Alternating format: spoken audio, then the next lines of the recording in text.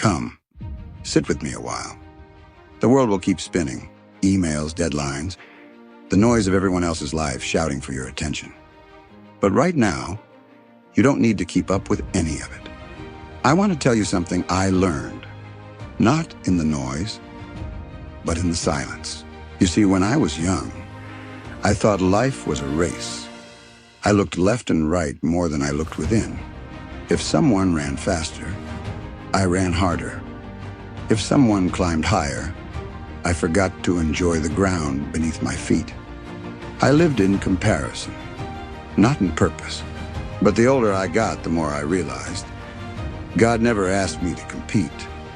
He asked me to be faithful.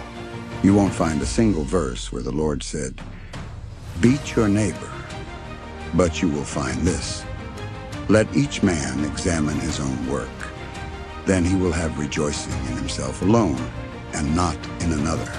Galatians 6:4. That verse saved me.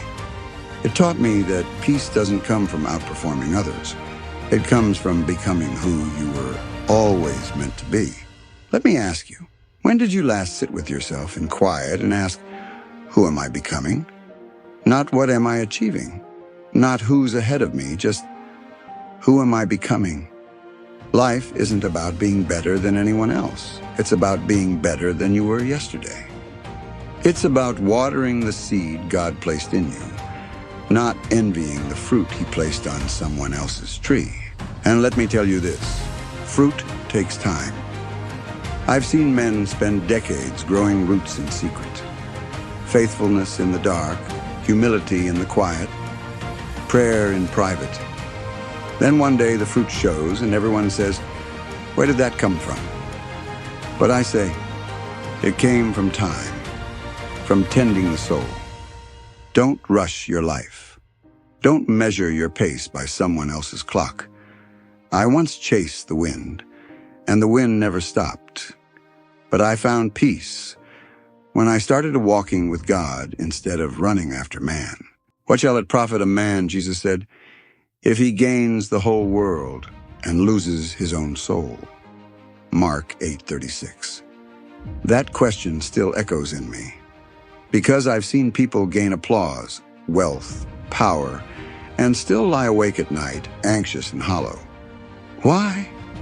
Because they mistook success for fulfillment. They mistook applause for purpose. But purpose is quiet. It doesn't compete. It doesn't compare. It just becomes. You were never meant to live someone else's story. Your chapter is your own. And when you stop trying to compete, you start learning how to live fully, freely, faithfully. So pause, look at your days. What fills them? Is it striving or is it growing? And growing is not always glamorous. Sometimes it's sitting in stillness. Sometimes it's forgiving yourself. Sometimes it's choosing not to scroll, not to compare, not to react. Sometimes growth is simply making time to breathe, to pray, to think. And maybe that's the message for today. You don't have to prove anything. You just have to become what God already sees in you. And that's what I've learned, my child. That's the wisdom of years, of failures, of grace. So if you remember anything from this moment, remember this: you are not in a race. You are in a relationship with time, with truth, with your Creator. Compete with no one. Compare yourself to no one. Instead, be faithful with your time. Be faithful with your soul. Be faithful with your gift. The world doesn't need another copy. It needs your true self, honest, present, and becoming. And when you live that way, with intention, with peace, with a soul unburdened by competition, you'll find that life has its own rhythm. A rhythm set not by the crowd, but by the one who made you. So go, not to run, not to chase, but to walk with purpose, to live in truth, and to grow in grace. And if ever the noise gets too loud again, come back here.